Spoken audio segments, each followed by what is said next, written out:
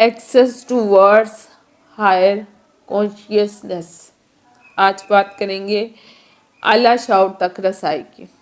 دیکھیے تربیت نفس کے دوران شعوری کوشش کانشیس اسٹرگل کے ساتھ ساتھ انسان کو اعلیٰ شعور تک رسائی access towards higher consciousness کی ہر حال میں ضرورت پڑتی ہے. کوشش کرنا فرض ہے، اس کے بغیر چارہ نہیں، مگر کوشش میں اسٹرگل میں ایفرٹس میں ایک مقام آتا ہے جس سے آگے نفس انسان نہیں جا سکتا. یہ لا حاصل کا مقام ہے. کوشش کی ایک حد ہے، یہ اپنی حد سے اوپر نہیں جا سکتی. انفینٹ تک پہنچنے کے لیے نفس انسان کو ایکسس چاہیے، اللہ رب العزت کے دربار تک رسائی چاہیے، اور یہ رسائی صرف اور صرف اللہ تعالیٰ خود عطا فرماتا ہے. اس رسائی کو حاصل کرنے کے لیے علم کے ساتھ ساتھ اللہ کی یاد کی بے پناہ ضرورت پڑ جاتی ہے. نفس انسان یہاں تک آتے آتے تھوڑا بہت خود کو پہچان لیتا ہے، بہت سا مشاہدہ بھی کرنے لگتا ہے، مگر ہنوز تک رسائی بہت دور ہوتی ہے مقام تک، اور اس مقام پر نفس انسانی خود ہی کے علم کے ساتھ خدائی علم کی بھی اسے ضرورت پڑتی ہے. اللہ کی یاد کیا ہے، کیسے اللہ کو یاد کیا جائے، تصور خدا کی پختگی کیا ہے، حضور صلی اللہ علیہ وآلہ وسلم کی پہچان کیسے کی جائے، شیطان کیا ہے، دعا کی حقیقت کیا ہے، انسان کا مقصد حیات کیا ہے، اور معرفت نفس کس کو کہتے ہیں.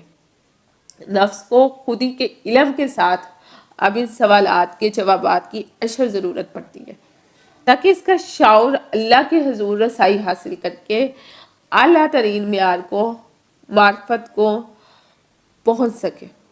نفس کو جتنا بھی سمجھ لیا جائے، آبزرویشن کتنی ہی تیز کیوں نہ کی جائے، اگر اللہ کی بارگاہ میں قبول نہ کیا جائے، ایکسس گرانٹیڈ نہ ہو، تو نفس کا سارا علم اور سارا مشاہدہ پتال میں دھکیل دیا جاتا ہے.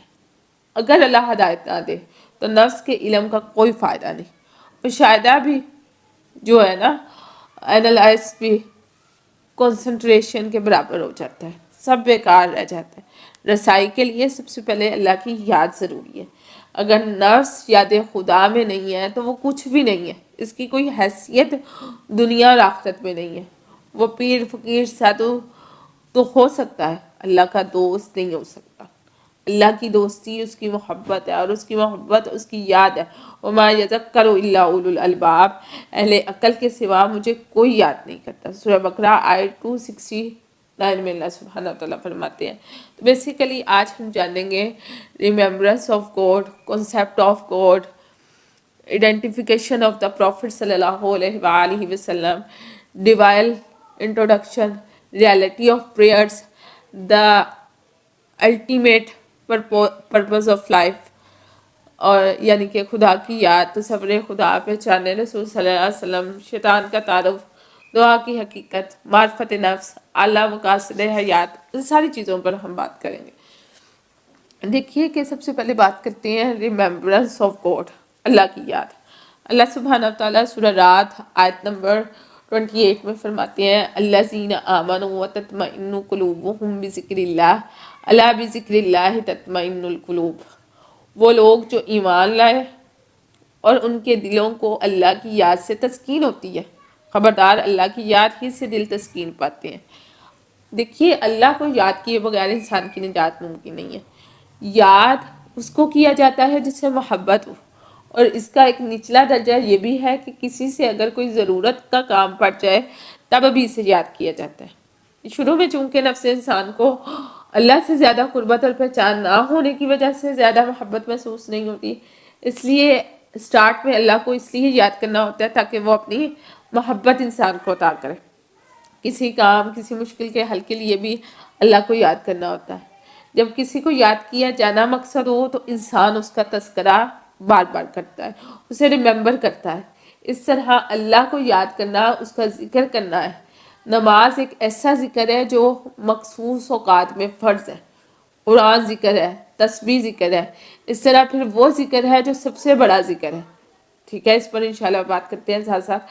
نماز اور قرآن کے پڑھنے کے لیے کچھ پروٹوکولز ہیں، کچھ ضابطے ہیں، جن میں طہارت، وضو سب سے پہلے۔ نماز اور قرآن کو سارا دن نہیں آ جاتا، کچھ مخصوص لوگ ہوتے ہیں جیسے قرآن کے قاری، حفاظ کرام، ریسرچ کرنے والے بھی ہوتے ہیں جو قرآن کو بہت زیادہ پڑھتے ہیں۔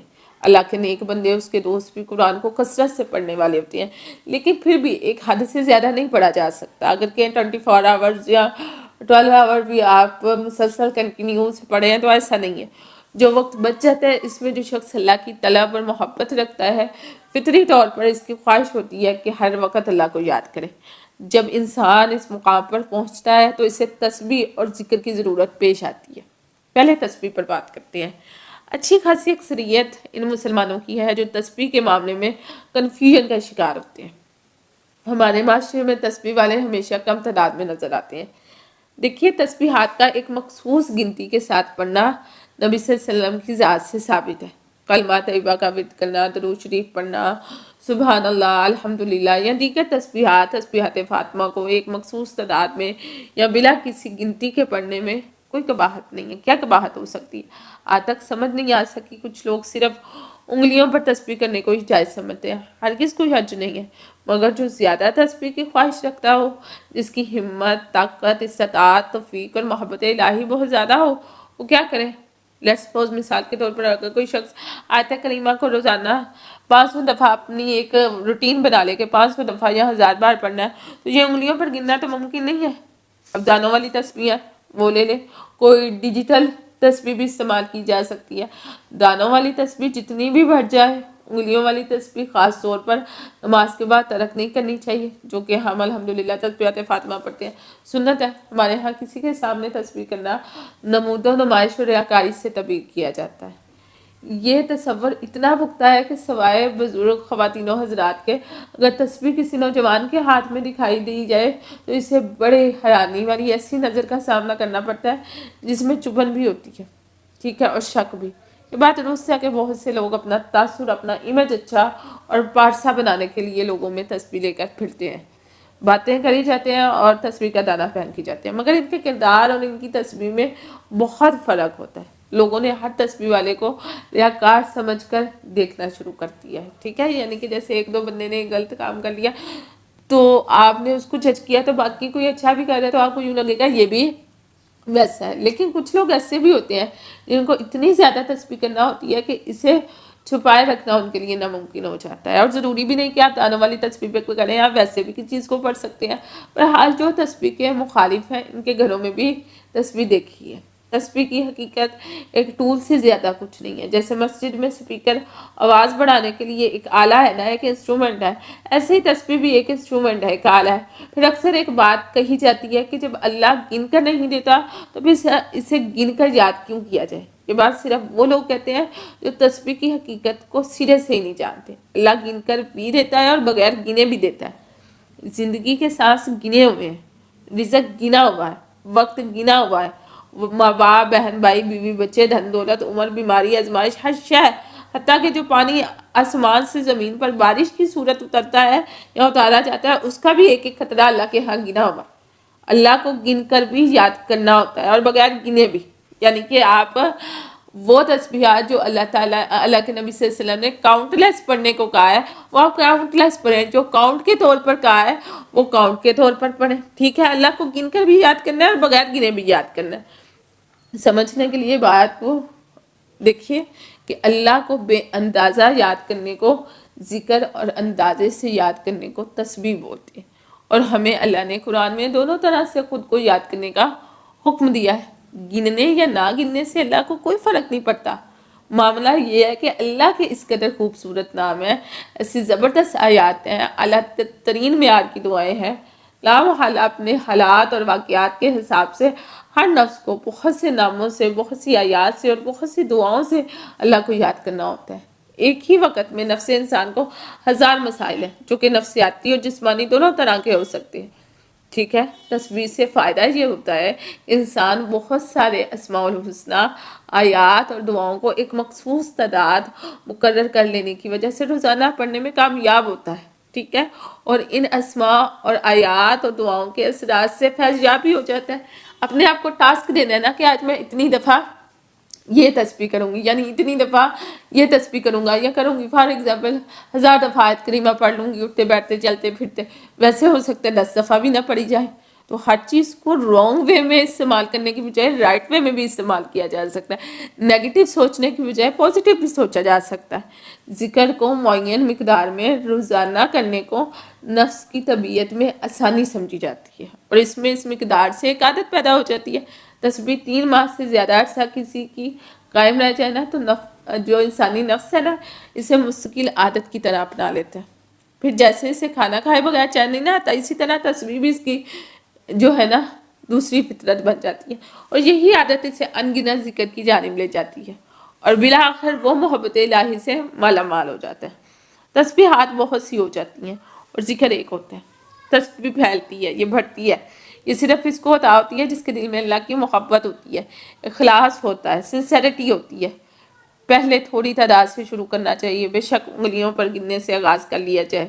ٹھیک ہے، ہر حال میں اس مخصوص تعداد کو روزانہ پڑھنا ہے، کیونکہ اللہ تعالیٰ کو انسان کا وہ عمل سب سے زیادہ پسند ہے جو بے شک تھوڑا ہو مگر مستقل ہو، ہمیشہ جاری رہے. یہ حدیث شریف میں بھی آتا ہے، اللہ کے نبی صلی اللہ علیہ وسلم نے فرمایا کہ اللہ تعالیٰ کو انسان کا عمل وہ بہت پسند ہے جس پر وہ دوام اختیار کرتا ہے، یعنی جس کو وہ کنٹینیوسلی کرتا ہے چاہے وہ کم ہی کیوں نہیں. 4 سے 6 مہینے میں عادت مستقل ہو جاتی ہے، پھر ایکسپینشن ہوتا ہے، پھیلاؤ شروع ہو جاتے ہیں. تسبیح کو زیادہ کرنے کی خواہش پیدا ہوتی ہے. جیسے جیسے اللہ توفیق دیتا چلا جاتا ہے، تسبیح کرنے والے کی جو ہے نا تعداد بڑھتی چلی جاتی ہے. تسبیح کرتے ہوئے جو بھی پڑھا جا رہا ہے اس پر کنسنٹریشن نہیں کرتا، ورنہ تسبیح میں کنسنٹریشن جیسے نقصانات دینے لگتی ہے. ٹھیک ہے، کہ اس کو اس پہ ایک کہہ لیں کہ امیجز بنانے لگنا، وہ غلط ہے. ٹھیک ہے، اکثر آپ نے سنا ہوگا کہ فلاں نے کچھ پڑھنا شروع کیا تو اس سے یہ رجت ہوئی. رجت کسے کہتے ہیں؟ ارتکاز، یعنی کنسنٹریشن. کسی بھی صورت میں کنسنٹریشن نہیں کرنا. ٹھیک ہے، وہ صوفیزم کی طرف نہیں جانا. ہمارے ہاں لوگ کنسنٹریشن کو مقدس سمجھ کر شروع کرتے تھے. ہمیں بہت اچھا لگتا ہے جب کوئی کہے کہ یہ پڑھو، اور اسے پڑھتے ہوئے پورا کنسنٹریشن اسی لفظ آئے تو اس کے چیز پر رکھو اور وہ خیال رکھو. اس سے بچنا ہے، ایسا نہیں کرنا. وہ آپ کو صوفیزم کی طرف لے کر جائے گا جو کہ غلط ہے، میڈیٹیشن کی طرف لے کر جائے گا. ٹھیک ہے، رجت ہوئی. ٹھیک ہے، اور جن بھوت نظر آنے لگے، اور پھر اینٹی ڈپریشن کھانی پڑ گئی، نفسیاتی علاج شروع ہو جائیں گے، میرا غلط ہو جائے گا. میں نے جو ہے پچھلے لیکچر میں آپ کو سارے کا سارا اسی پر بتایا. ہمیں ویسے ہی اللہ کو یاد کرنا ہے جیسے اللہ نے یاد کرنے کا کہا ہے. تنہائی میں بھی یاد کرنا چاہیے، بلکہ خیال کو مجبور کر کے زبردستی نہیں روکنا چاہیے، اس سے خرابی کا آغاز ہوتا ہے. اللہ تعالیٰ فرماتے ہیں سورہ آل عمران 199 میں، الذین یذکرون اللہ قیاما وقعودا وعلی جنوبہم ویتفکرون فی خلق السماوات والارض ربنا ما خلقت ھذا باطلا سبحانک فقنا عذاب النار. وہ جو اللہ کو کھڑے اور بیٹھے اور کروٹ پر لیٹے یاد کرتے ہیں اور آسمان و زمین کی پیدائش میں فکر کرتے ہیں اور کہتے ہیں کہ اے اللہ، اے ہمارے رب، تو نے یہ فائدہ نہیں بنایا، تو سب عیبوں سے پاک ہے، سو ہمیں دوزخ کے عذاب سے بچا لے. ٹھیک ہے، تو بات یہ ہے. اب قرآن پاک نے جو ہے ایک چیز بتائی ہے، کوئی ہیر پھیر نہیں، قرآن صاف زبان میں ہے. جب اللہ خود کہہ رہا ہے کہ کھڑے بیٹھے لیٹے ہر حال میں مجھے یاد کرو، تو ہمیں کیا پڑی ہے کہ اس میں نئی راہ نکالیں؟ ہمیں تو اللہ کا حکم ماننا ہے نا. لوگ کہتے ہیں کہ فلاں شخص تسبیح پڑھتے ہوئے ریاکاری کرتا ہے، باتیں بھی کر رہا ہوتا ہے اور ساتھ ساتھ تسبیح بھی پھیرا ہوتا ہے. ایسا وہ کہتا ہے جو تسبیح کو جانتا نہیں ہے. جب بہت کی جاتی ہے یا بہت کرنی ہوتی ہے تو ہوتا بیسیکلی کیا ہے، کچھ لوگوں میں یہ نیگیٹو عادت ہوتی ہے کہ وہ تسبیح کو دکھاوا بنا لیتے ہیں کہ بس باتیں کی اور تسبیح پھیرے گئے پڑھ کچھ نہیں رہے. یہ ایک نیگیٹو چیز ہے. لیکن اگر آپ ویسے تسبیح کر رہے ہیں اور تسبیح کرتے کرتے آپ اندر کچھ بات کرنے لگ گئے ہیں اور اپنی بات کو کمپلیٹ کر کے پھر آپ نے تسبیح سٹارٹ کر دی ہے تو وہ غلط بھی کچھ نہیں. جیسے کہ آپ اپنے کچن میں، خواتین اپنے کچن میں کام کر رہی ہیں، ٹھیک ہے، اب کچن میں کام کرتے کرتے آپ تسبیح کر رہی ہیں، لیکن آپ کو کسی سے کوئی چیز مانگنی پڑ گئی کہ فلاں برتن مجھے پاس کر دو، تو اس میں غلط بھی کچھ نہیں ہے. کیونکہ ایسا تو کہیں پہ بھی نہیں آیا کہ آپ تسبیح کے دوران بول نہیں سکتے، نہ قرآن میں ہے نہ حدیث میں، کہیں پہ بھی نہیں. اسی طرح کوئی شخص آفس میں کام کر رہا ہے تو وہ لیپ ٹاپ پہ کام کر رہا ہے، اس کی کنسنٹریشن جو ہے لیپ ٹاپ پہ کام کر رہی ہے، لیکن زبان اس کی تسبیح سے تر رہا ہے، اور اس کے درمیان اگر اسے کسی سے کنورزیشن کرنی پڑ جاتی ہے تو وہ غلط بھی نہیں ہے. کنورزیشن سے فارغ ہو کر پھر وہ تسبیح کرنا شروع کرتے. ٹھیک ہے, اس میں کچھ غلط نہیں ہے, صحیح. ہاں, جو لوگوں کو دکھانے کے لیے ایسا کرتا ہے, اسے اللہ کے یہاں پیش ہو رہا ہے, وہ جانے, اللہ جانے. حیرت ہوتی ہے ایسے لوگوں میں اتنی ہمت کہاں سے آ جاتی ہے کہ خدا سے اپنے ذاتی تعلق کو بھی دکھاوے میں بیچ ڈالتے ہیں. تسبیح کا مقصد بہت اہمیت کا حامل ہے. لوگ رزق کے لیے, صحت کے لیے, اولاد کے لیے, مصیبت سے نکلنے کے لیے اور ہر قسم کی حاجت اللہ کی بارگاہ میں پیش کر کے مراد پانے کے لیے تسبیح کرتے ہیں. حق کیا بندہ مانگنے والا ہے, اللہ عطا کرنے والا ہے. اللہ کے نام پر, اس کے کلام پر جب اس سے سوال کیا جاتا ہے تو بے شک وہ دیتا ہے. تسبیح کرنے کے لیے یہ بہت اچھا مقصد ہے. لیکن کچھ لوگ تسبیح اللہ کی محبت میں کرتے ہیں اور اللہ کی یاد میں رہنے کے لیے تسبیح پھیرتے ہیں. یہ تسبیح کا اصل مقصد ہے. تسبیح دراصل انہی لوگوں کے لیے ہے جو کہ تسبیح بے لوث انکنڈیشنل ہو کر صرف اللہ کی محبت میں کیے جائے تو بڑی چاہ ہے. جبکہ کوئی اللہ کو تسبیحات کے ذریعے اس کے مختلف ناموں سے بار بار پکارنا شروع کرتا ہے تو اللہ کی نظروں میں زیادہ آ جاتا ہے. یہ کوئی 2-4 دن یا مہینوں کا نہیں, یہ بندے کا اللہ سے محبت کا رشتہ ہے. یہ ساری زندگی قائم رکھنا ہوتا ہے. پھر اللہ دیکھتا ہے کہ تسلسل میرے اس بندے میں کتنا ہے, کتنی استقامت ہے, کب تک اس چیز کو کنٹینیو رکھتا ہے. جب تسلسل قائم ہو جائے, یعنی تسبیح کرنے والا واپس نہ پلٹے اور اس کی کوئی طلب بھی نہ ہو, یعنی اللہ کے پیچھے ہی پڑ جائے, تو اللہ رب العزت اس کی طرف نظر کرم کرتا ہے. بس محبت سے اللہ کو یاد کیے جا رہا ہے اور اس پر متوجہ ہو کر اس کی تربیت کا آغاز اللہ تعالیٰ کرتا ہے.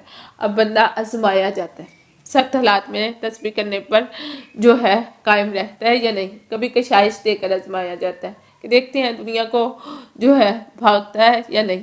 تکلیف, بیماری, وسوسہ, مایوسی, انتظار, پریشانی, ہر شے سے گزارا جاتا ہے. خوب ٹھوک پیٹ کر دیکھا جاتا ہے, خوب جو ہے دنیا کی مار سے گزارا جاتا ہے. ہر طرح کے حالات میں اس کا ایٹیٹیوڈ اللہ کی جانب کیسا ہے اس کو مانیٹر کیا جاتا ہے. جن کو بھاگنا ہوتا ہے وہ 1-2 ضربے پڑتے ہی چپکے سے کھسک لیتے ہیں, لیکن جن کو اللہ کی لو لگی ہوتی ہے, ان کے دل میں عشق الہی کا جذبہ ہوتا ہے, کسی طوفان سے نہیں ٹلتے. کبھی صبر کرتے ہیں, کبھی توکل کی چادر اوڑھ لیتے ہیں, کبھی تقویٰ کی پتوار سے طوفان میں کھڑے رہتے ہیں. بشر ہونے کی مجبوری میں دباؤ بہت بڑھ جانے کی صورت میں اگر رونا بھی پڑ جائے تو اللہ کے آگے روتے ہیں, لیکن بندوں کے سامنے سیسا پلائے دیوار کی طرح کھڑے رہتے ہیں. وہ جانتے ہیں کہ صوفی وہ ہوتا ہے جس کے اندر کا دباؤ اس کی شخصیت کی دراروں سے کبھی دکھائی نہیں دے سکتا.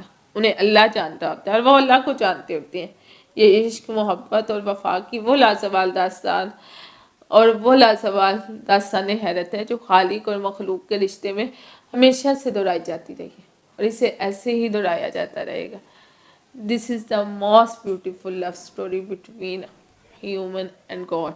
انسان کا واحد مقصد حیات ہے. تسبیح کرنے والوں کو سب سے بڑی سہولت اس راستے میں یہ مل جاتی ہے کہ تسبیح اور ذکر میں کوئی فارمیلٹی نہیں ہے, کوئی پروٹوکول نہیں ہے, یہ انلیمیٹڈ ہے. یاد خدا کو جانے کا واحد راستہ ہے. وضو کیا ہے, بہت اچھی بات ہے, اگر نہیں کیا تو بھی کوئی حرج نہیں, کوئی پابندی نہیں ہے, یہ بہت بڑی بات ہے. کوئی اس پر غور کرے تو سارے کے سارے جو ہے نا طبق روشن ہو جاتے ہیں. طبیعت صاف ہو کر اپنی اوقات صاف دکھائی دینے لگتی ہے. اللہ اس کائنات اور ہر شے کا مالک ہے. اس کا نام بغیر پاک ہوئے لینے کی ہمت کس میں ہے؟ ٹھیک ہے, قدسیوں کو کوئی پوچھ کے دیکھے کہ اس عظیم ذوالجلال والا کلام نے اس ناپاکی میں پھنسے ہوئے کمزور انسان سے اپنی محبت کا کیسا زبردست اظہار کیا. قدسی کس کو کہتے ہیں؟ ملائکہ کو. کیسا بے پایا کرم کیا اللہ تعالیٰ نے انسانوں پر. اس کمزور ترین مخلوق کی مجبوری کو ایک خالق کے طور پر جانتے ہوئے اسے ہر حالت میں اپنا نام لینے اور خود کو یاد کرنے کی لامحدود اجازت عطا فرما دی ہے کہ اگر کوئی تسبیح بھی زبان سے کرنا چاہتا تھا اس کے لیے وضو کرنے کی کوئی بہت ضرورت نہیں ہے. اپنی سب سے بڑی عبادت ذکر کو اس نے پروٹوکول سے آزاد کر کے انسان کو عطا فرما دیا. حیرت ہے کہ کچھ لوگ تسبیح نہ کرنے کی دلیل لاتے ہیں. کیا ہو گیا ہے مسلمانوں کو؟ تسبیح اگر اللہ کی محبت میں کسی نے شروع کرنی ہے تو پھر یہ جان رکھے کہ نہ تو کسی کیفیت اور سرور کا لالچ رکھنا ہے اور نہ ہی ایسی کوئی توقع دل میں چھپا کر رکھنی ہے کہ مجھے کوئی روحانی طاقت اس تسبیح سے ملے گی. ٹھیک ہے, جزا سے بے نیاز ہو کر اللہ کو یاد کرنا ہے اور کرتے ہی رہنا ہے. خوب جانتا ہے کہ بندے کو کب کیا اور کتنا دینا ہے. یاد رکھنا چاہیے کہ سب سے اچھا بھکاری وہ ہوتا ہے جو داتا سے کبھی کسی شے کی طلب نہ کرے, بس ہر وقت دامن پھیلائے اللہ کے دروازے پر کھڑا رہے, جو عطا ہو شکر کرتا رہے, مگر اس در سے کبھی اٹھ کر نہ جائے. اللہ کے در پر واپس آنے کے لیے نہیں جاتے, بس جانے اور پھر کبھی پلٹ کر نہ آنے کے لیے جاتے ہیں. اللہ ہر ایک کو گدائی کا سلیقہ عطا فرمائے، علم عطا فرمائے۔ اگر تسبیح کسی استاد سے لی جائے، استاد واقعتاً استاد ہی ہو تو کیا ہی بات ہے، اگر استاد نہ مل سکے تو یہ ہرگز کوئی فرض نہیں کہ اللہ سب کا اللہ ہے۔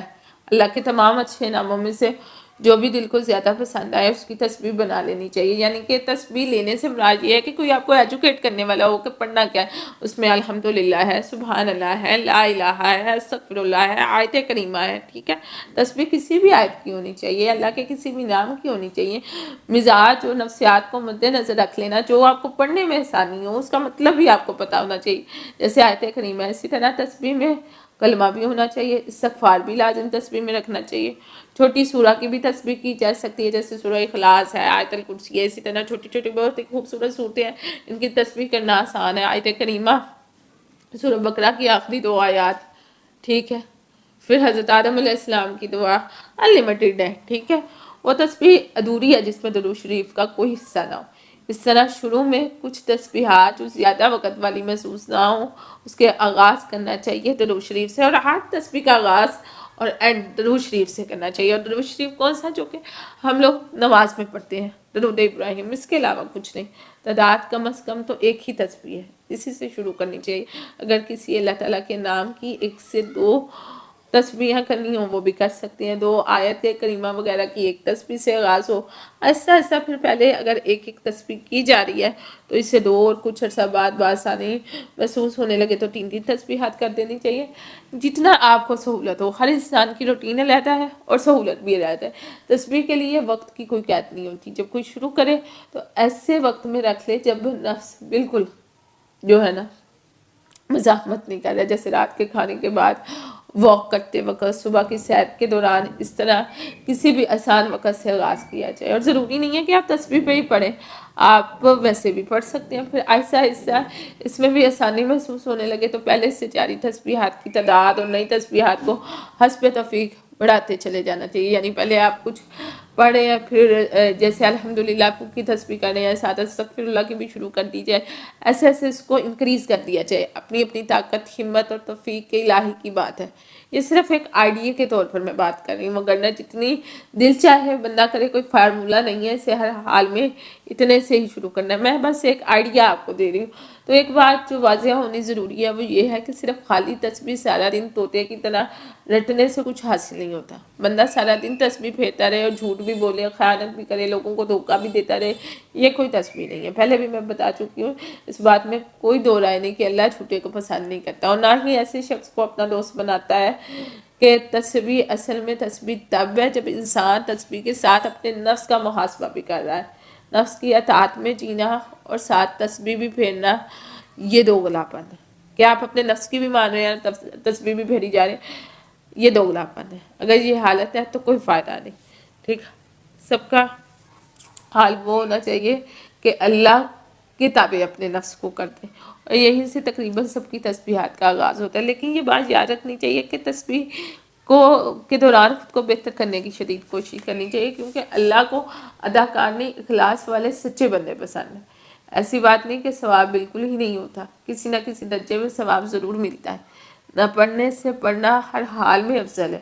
ہم سب سٹارٹ میں نفس کی پیچیدگیوں میں بری طرح الجھے ہوتے ہیں، ایسی صورت میں انسان تسبیح اور تزکیہ نفس ایک ساتھ شروع کرے تو بے شک اللہ رحیم بھی ہے اور کریم بھی ہے۔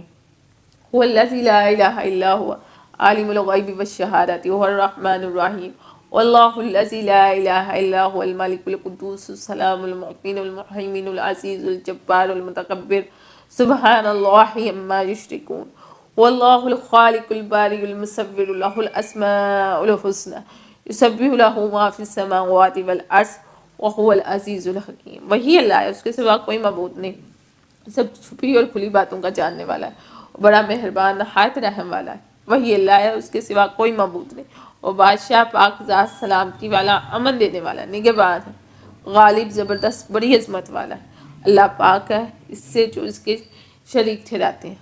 وہی اللہ ہے، پیدا کرنے والا، ٹھیک ٹھاک بنانے والا، صورت دینے والا، اس کے اچھے اچھے نام ہیں، سب چیزیں اس کی تسبیح کرتی ہیں جو آسمانوں میں اور زمین میں ہے، اور وہی زبردست حکمت والا ہے۔ سورہ حشر آیت 22 سے 24 تک ہے۔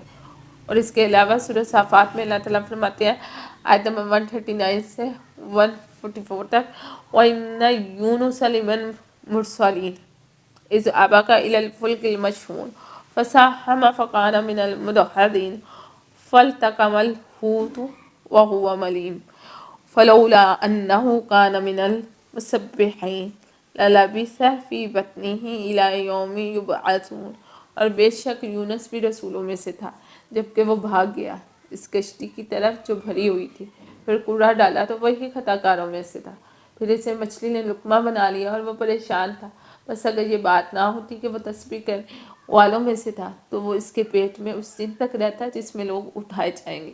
پھر سورہ آل عمران میں اللہ تعالیٰ فرماتے ہیں آیت 41 میں قال رب اجعل لي آية قال آيتك ألا تكلم الناس ثلاثة أيام إلا رمزا فاذكر ربك كثيرا وسبح بالعشي والإبكار. کہا اے میرے رب میرے لیے کوئی نشانی مقرر کر. فرمایا تیرے لیے یہ نشانی ہے کہ تو لوگوں سے 3 دن سوائے اشارے کے بات نہ کر سکے گا، اور اپنے رب کو بہت یاد کر اور شام اور صبح تسبیح کر.